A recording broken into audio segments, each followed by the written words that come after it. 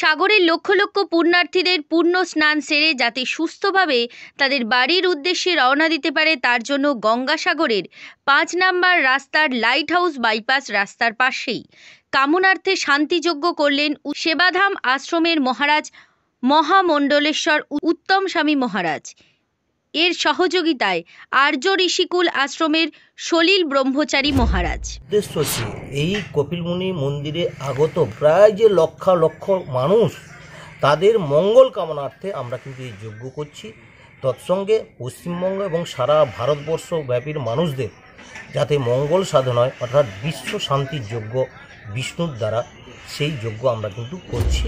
যাতে পাশাপাশি এই যজ্ঞতে অংশগ্রহণ সমস্ত দর্শনার্থী পুণ্যার্থীদের আহারের ব্যবস্থা গ্রহণ করেছে আর্য ঋষি আশ্রমের ব্রহ্মচারীরা।